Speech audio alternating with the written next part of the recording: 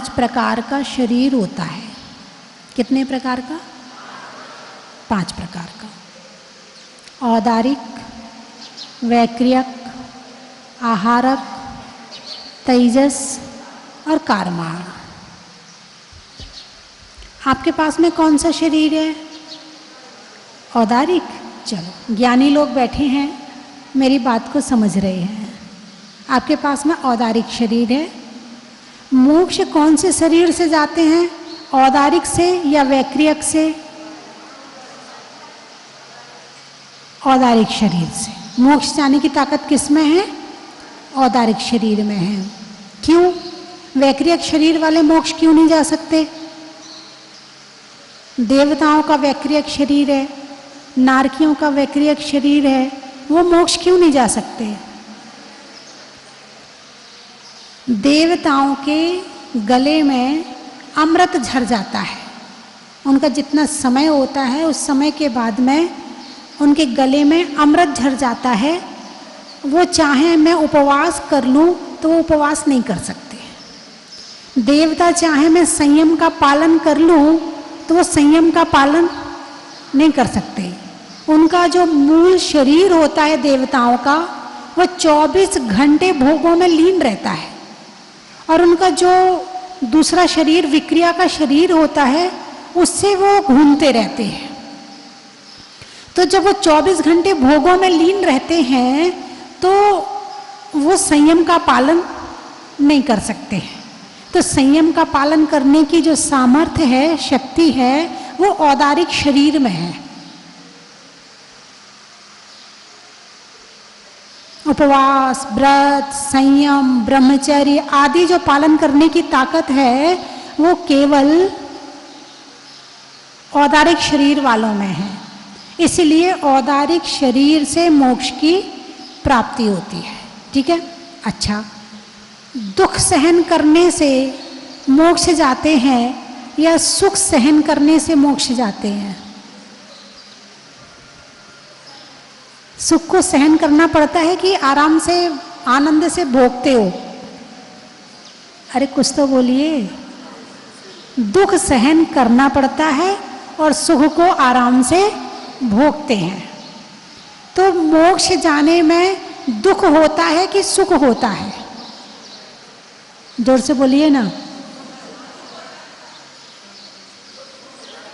अच्छा, दुख वाले हाथ उठाओ पहले। मोक्ष जाने में दुख होता, हाथ उठाओ। कौन कौन कह रहा है? अच्छा, सुख वाले हाथ उठाओ कि मोक्ष जाने में सुख होता है। कुछ बीच वाले हैं, हाथ नहीं उठाया।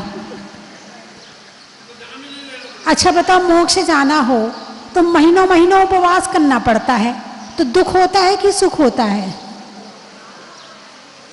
अभी मैं आपसे कह दूं कि हर अष्टमी चतुर्दशी को उपवास किया करो, करोगे?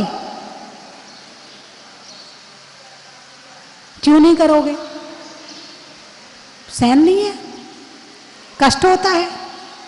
अभी तो उपवास कर लेंगे, भूख लग जाएगी, खाने की इच्छा हो जाएगी, बर्दाश्त नहीं होता है।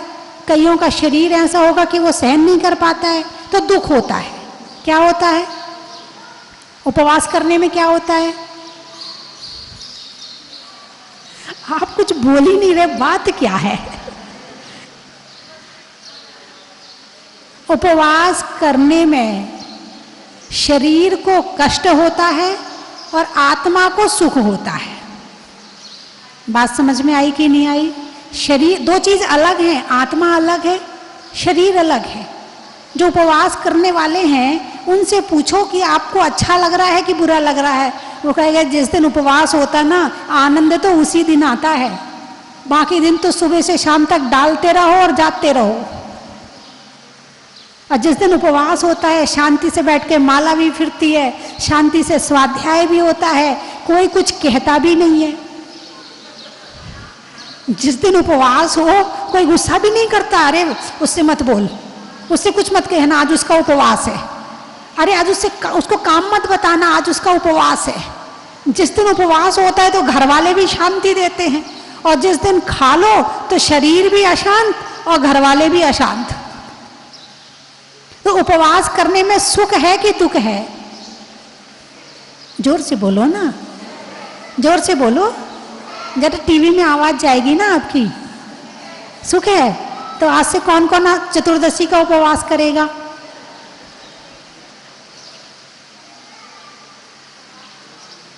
सुख नहीं चाहिए आपको, खाने वाला सुख चाहिए, उपवास वाला सुख कभी देखा ही नहीं है। जिसने जिस चीज का स्वाद नहीं लिया है वो अभी उस चीज से डरता है, इसलिए नहीं कर पा रहा। लेकिन उसके लिए कभी ना कभी शुरुआत तो करनी पड़ेगी ना, कभी ना कभी शुरू करके उसे आनंद लेकर के ही तो फिर हम उसे आगे कर सकते हैं। और ये सबका अपना अपना पर्सनल होता है, किसी दूसरे का दूसरे को नहीं मिल सकता है। तुम्हारा तुम्हें ही मिलेगा, तुम्हारा उपवास तुम्हें ही करना पड़ेगा, कोई दूसरा करे तो काम चलने वाला नहीं है। तो मोक्ष जाने के लिए दुख होता है कि सुख होता है? अब जंगल में रहना पड़ता है, निष्प्रय भावों से रहना पड़ता है, परिवार को छोड़ना पड़ता है। तो परिवार को छोड़ना दुख है कि सुख है? अरे बोलिए ना, परिवार को छोड़ना दुख है कि सुख है? आज से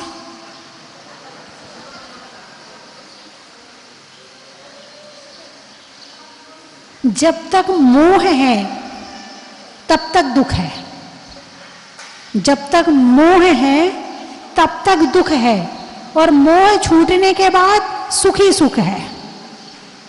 परिवार में रहना, आप परिवार में रहते आप सुखी हो कि दुखी हो? परिवार वाले आपको सुखी करते हैं कि दुखी करते हैं? सच बताना, बिल्कुल प्योरिटी, इतने सी मिलावट नहीं होनी चाहिए। परिवार वाले आपको दुखी करते हैं कि सुखी करते हैं? अच्छा, एक उंगली दिखा दो, एक उंगली में दुख, दो उंगली में सुख, और तीन उंगली में दोनों। तीन वाले हाँ, तीन वाले हाथ उठाओ, दो वाले हाथ उठाओ, एक वाले अच्छे से उठाओ। तीन उंगली वाले ज्यादा हैं, तीन उंगली वाले ज्यादा है कि सुख भी देते हैं दुख भी देते हैं। तो ये दुख कहां से आया? तुम्हारे मोह से आया। कहां से आया? मोह से आया। और जो घर में रहकर सुख मिल रहा है ये भी मोह का सुख नहीं है, सुखाभास है, सुख का आभास है, ये सुख नहीं है। वास्तविक सुख, असली सुख तो वो होगा कि किसी की जरूरत ना पड़े और आराम से ध्यान में बैठे हैं और सुखी हो रहे हैं, इसका नाम है सच्चा सुख। अभी तो सारी दुनिया झूठे सुख में जी रही है। वो संसार वृक्ष की कहानी आती ना, जिसमें एक हाथी पेड़ को उखाड़ रहा है, चूहे डाल काट रहे हैं और आदमी पेड़ पे लटका है, ऊपर से एक एक बूंद आ रही है। किसकी? शहद की। और देवता उसको लेने आए हैं, वो कह रहे चल भाई एक बूंद और, एक बूंद और। यानी इतने दुख होते हुए भी शहद की एक बूंद उन दुखों से बचने नहीं दे रही है।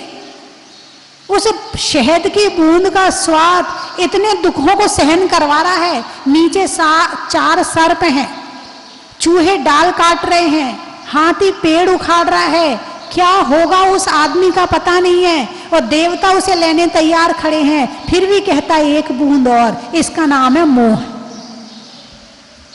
नहीं छोड़ता, नहीं छोड़ता।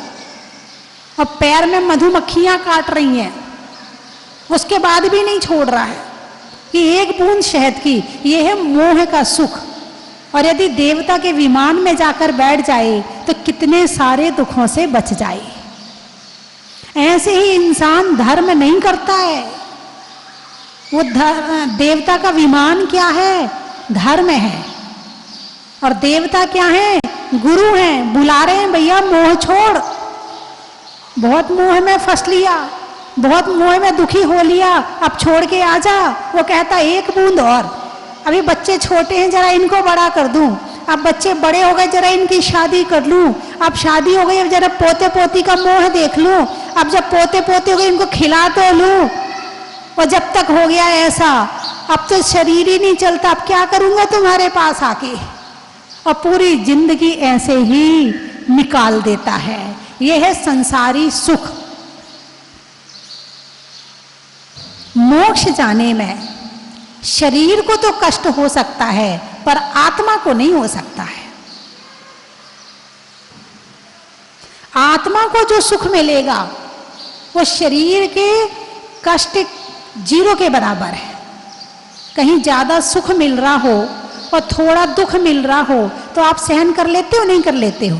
जब बीमार होते हो तो कई बार ऑपरेशन करवाना पड़ता है, तो ऑपरेशन करवाने में कष्ट है, सुख है? क्या है? कष्ट है। फिर क्यों सहन कर रहे हो? जब पेट कटवाने में, शरीर कटवाने में तुम्हें कष्ट हो रहा है तो क्यों कटवा रहे हो? क्योंकि उस कष्ट के बाद सुख मिलेगा, उस कष्ट के बाद सुख मिलेगा। दुकान में बैठते हो, जून का महीना है, धूप आ रही है, लू आ रही है, गर्मी लग रही है, परेशान हो रहे हैं, फिर भी सहन करते हो। क्यों भाई, क्यों सहन कर रहे हो? हम कहें जरा धूप में बैठ के माला फेर लो, माता जी मारोगी क्या? अच्छा, दुकान में नहीं मर रहे, दुकान में सुख मिल रहा? हाँ, सुख मिल रहा है, हरे हरे नोट आ रहे हैं, आनंद आ रहा है उन नोटों को देख करके।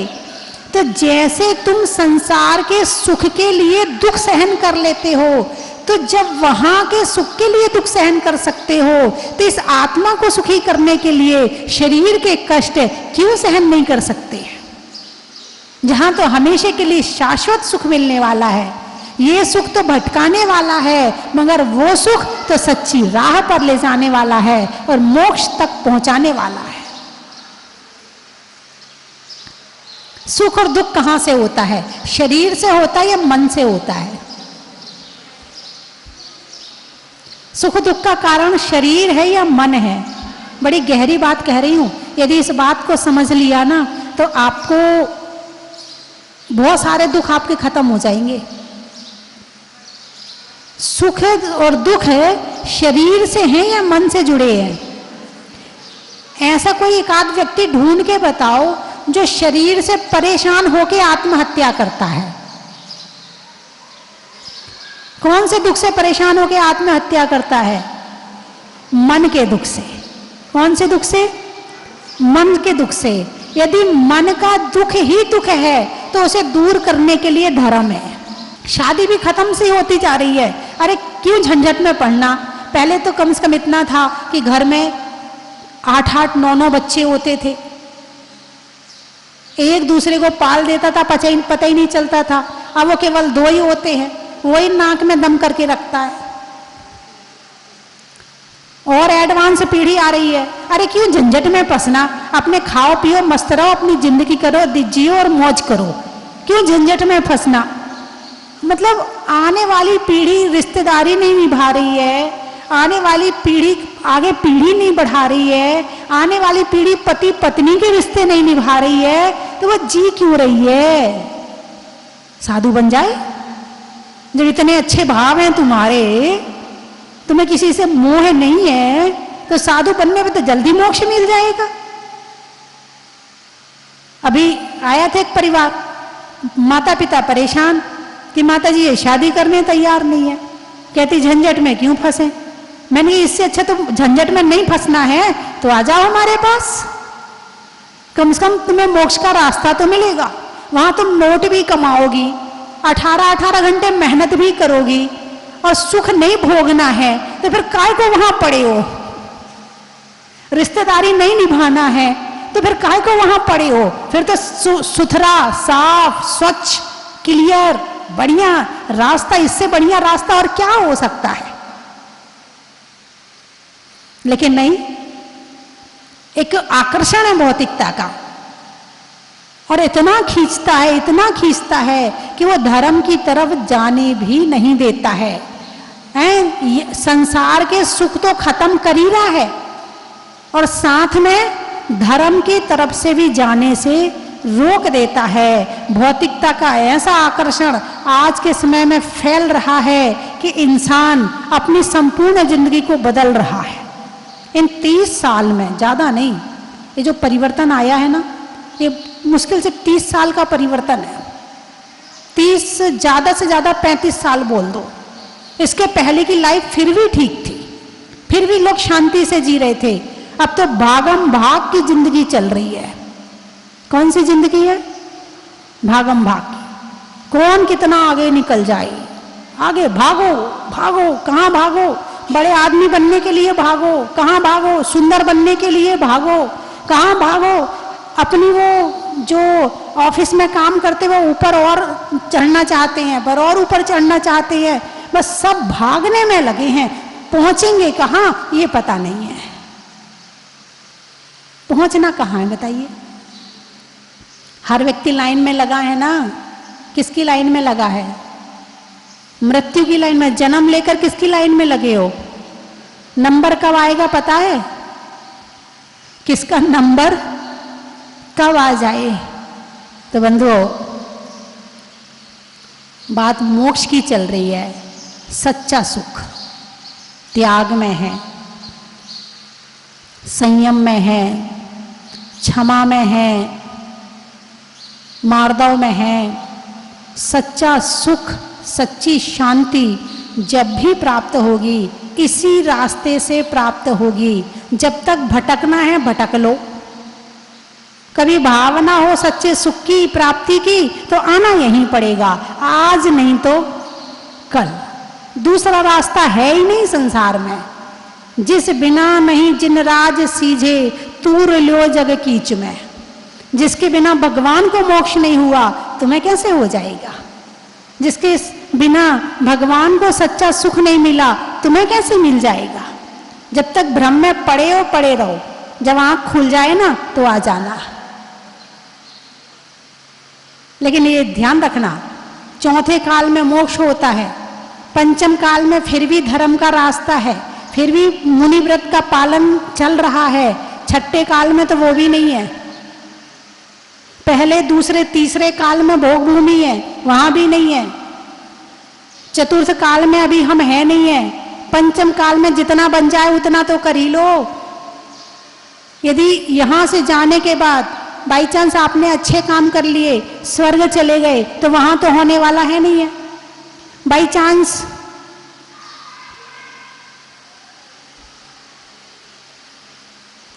नहीं समझे? नहीं, आपकी बात नहीं कर रही, तो किसी और की बात है। आप तो सब अच्छे लोग हैं, मंदिर में बैठे हैं, पूजा करते हैं, भक्ति करते हैं, दान करते हैं, आहार दान देते हैं, स्वाध्याय करते हैं। आपकी बात नहीं, किसी और की बात है। यदि नरक गति में चले गए तो वहां भी हो ही नहीं सकता धर्म। त्रियंच गति में चले गए तो वहां भी नहीं हो सकता है। अब बचा यही शरीर, और अभी भी नहीं किया, अभी भी राग द्वेष, निंदा बुराई चुगली, अभी भी यहाँ की वहां, इसमें उसमें अभी भी लगे पड़े रहे, तो कब करोगे? कब करोगे? तो मेरी बात आपकी समझ में आ गई? आ गई? जोर से बोलिए ना, जोर से बोलो आ गई, और जोर से बोलो आ गई। पीछे वाले बोले आ गई, बोलो आ गई। कितने समझदार हैं। जिंदगी जी कहाँ रहे हो तुम? जब तुम्हें मेरी बात ही समझ में नहीं आ रही तो तुमने भी जिंदगी में सीखा क्या है? जब मेरी बात ही समझ में नहीं आ रही है तो अभी तुमने पढ़ा क्या है? तुम कितने MBA हो गए हो, कितने CA बन गए हो, पढ़ा क्या है अभी जब बात ही समझ में नहीं आती? अभी तो आपकी LKG की क्लास लेनी पड़ेगी। सीखो, सीखो, जरूरी है। आज नहीं तो कल काम यही आएगा। हमने किसी की निंदा कर ली, बुराई कर ली, वो काम नहीं आएगा। किसी का हमने बुरा कर दिया, अपमान कर दिया, वो काम नहीं आएगा। काम धर्म ही आएगा। हर पग पग पे सहारा बनेगा, हर कदम कदम पे सहारा बनेगा। और जो हमारा सहारा है हम उसी को छोड़कर बैठे हुए हैं। तो बात चल रही थी कल्प वृक्ष की कि भगवान के शरीर में कल्प वृक्ष का चिन्ह होता है जो मन वांछा को पूर्ण करता है।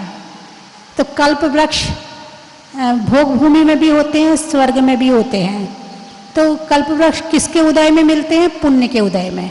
किसके उदय में? पुण्य के उदय में। पुण्य कैसे आता है? धर्म से आता है ना? पुण्य धर्म से आता है। तो सबसे बड़ा कल्प वृक्ष क्या हुआ? धर्म हुआ। सबसे बड़ा कल्प वृक्ष क्या हुआ? धर्म हुआ। धर्म को साथ में लेके चलोगे तो तीनों लोक में कहीं रहो सुखी रहोगे, और बिना धर्म के तो कहीं रहोगे दुखी ही रहना पड़ेगा। आजकल के बच्चों को समझाना बड़ा मुश्किल है। तर्क तर्क। एक महिला आई, सास बहू आई, तो सास ने कहा ये मेरी बहू है। वो सलवार सूट पहनी थी, ना तो बिंदी लगाई, ना मंगलसूत्र पहने, ना पाँव में बिछिया पहनी, ना चूड़ी पहनी। मैंने कहा हूँ, अच्छा मैं अकेले क्यों पहनूं? वो मेरे नाम से क्या पहनते हैं जो मैं उनके नाम से पहनूं? मैं नहीं समझा सकती, भगवान महावीर भी नहीं समझा सकते हैं। हाँ बिल्कुल सच बात बता रही हूं, बिल्कुल सामने की बात है।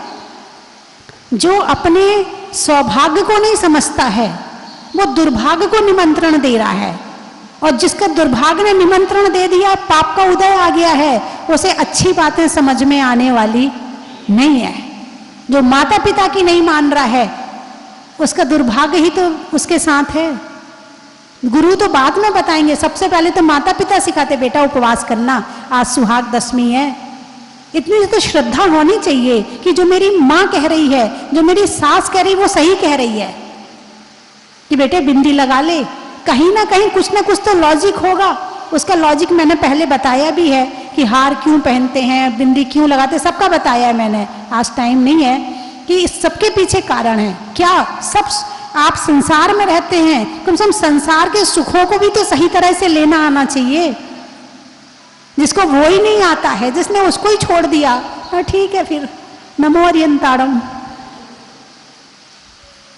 जैसी मति वैसी गति, है ना। चलिए मैं 3 चीजें बोलूंगी, आपको कहना बड़ा ही महत्व है।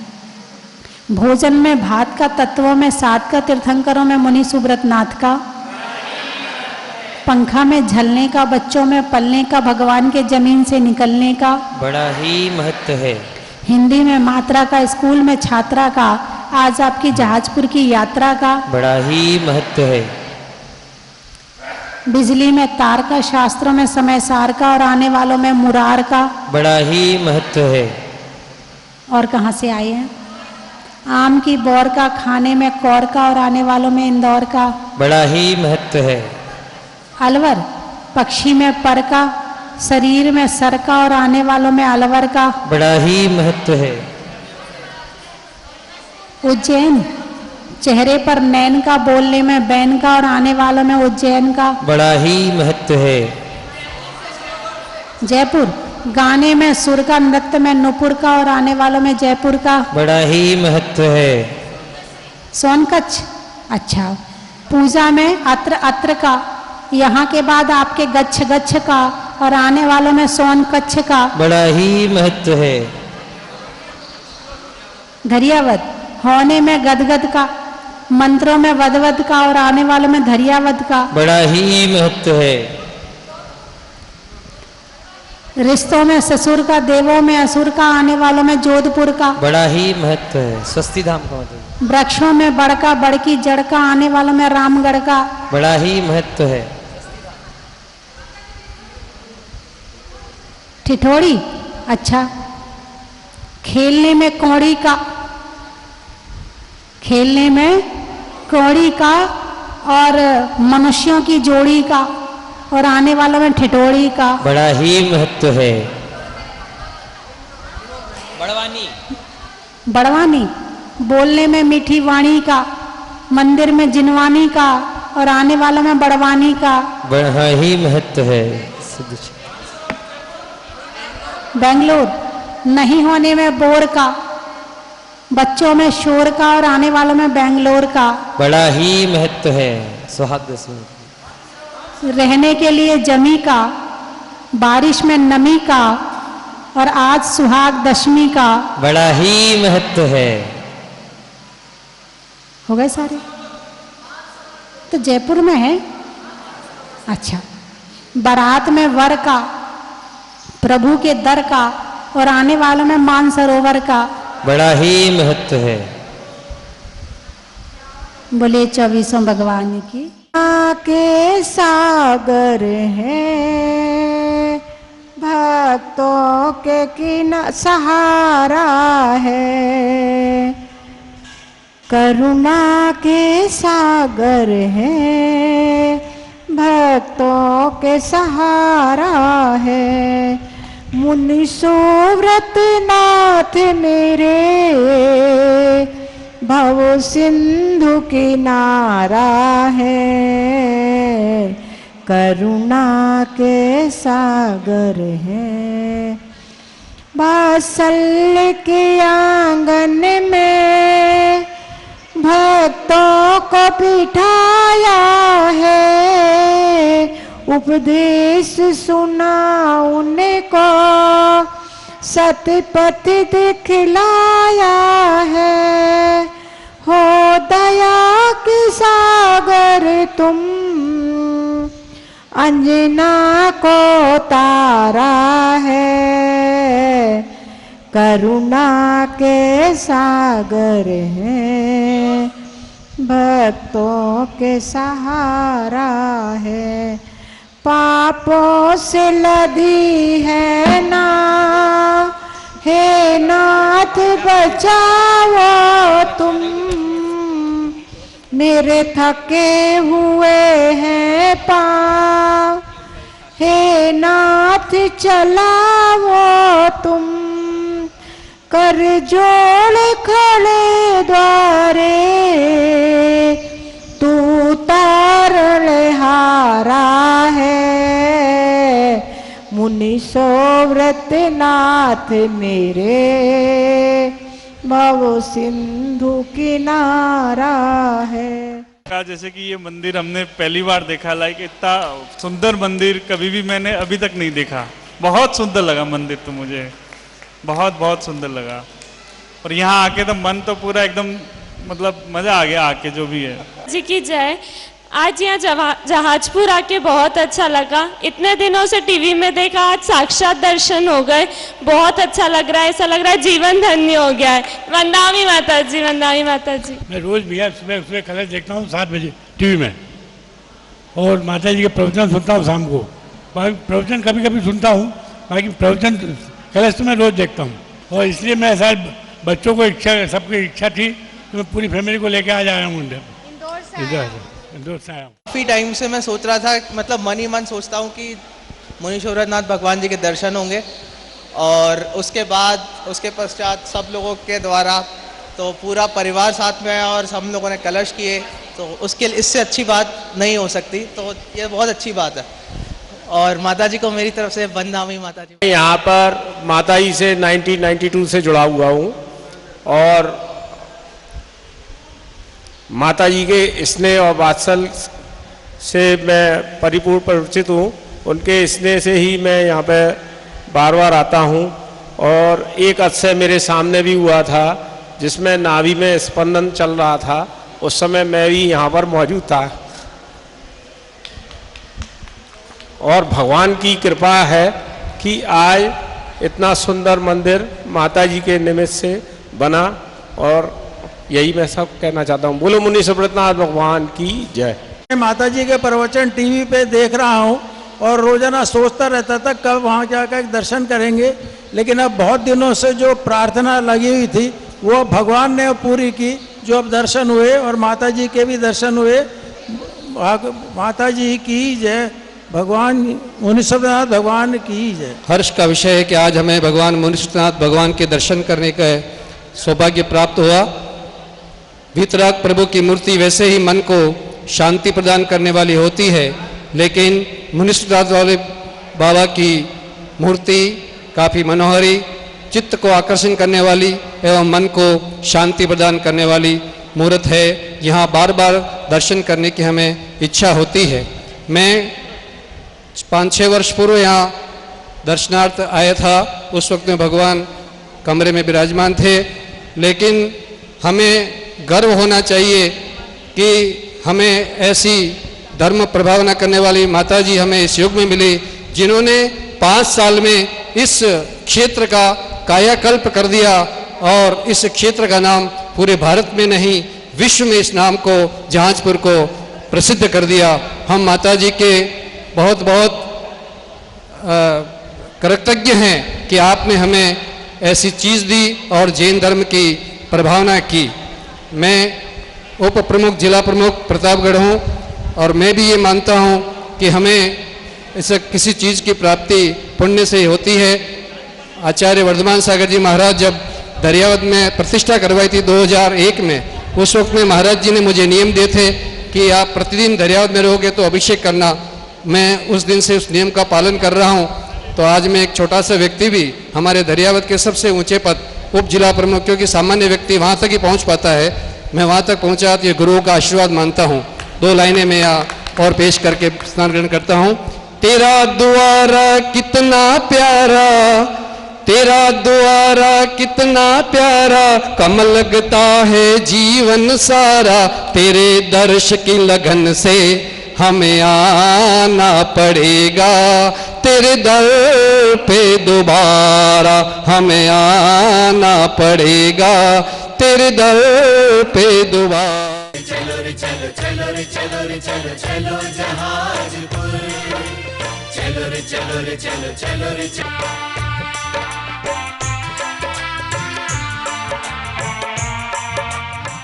जय जिनेंद्र बंधुओं, एक बार पुनः स्वस्ति धाम के आंगन में खुशियों की बरसात हो रही है।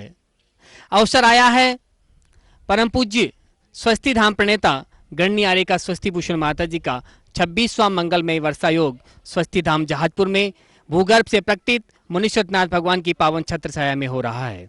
बंधुओं, चातुर्मास कलश की स्थापना हो चुकी है।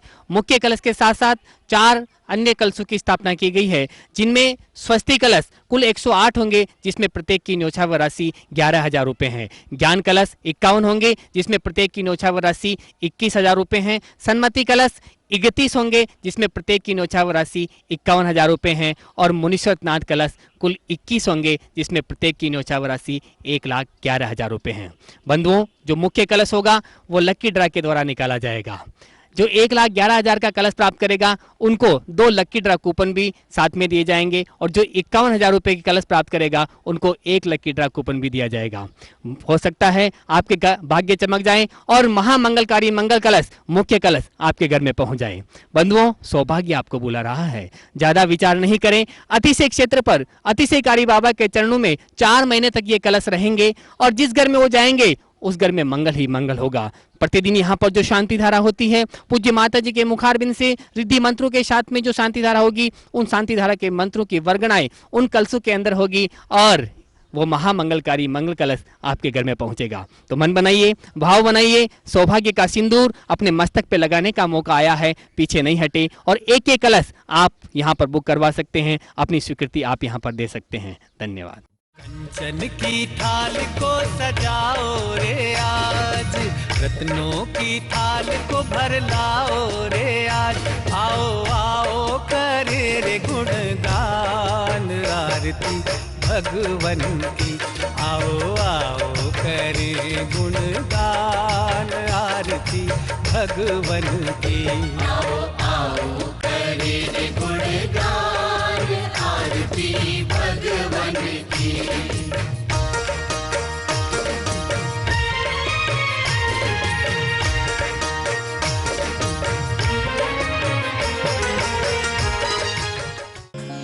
परम विदुषी लेखिका गणिनी आर्यिका रत्न श्री 105 स्वस्ति भूषण माता जी, जिन्होंने मात्र 20 वर्ष में 100 से भी अधिक किताबें लिखकर जैन समाज को अनूठा योगदान दिया है।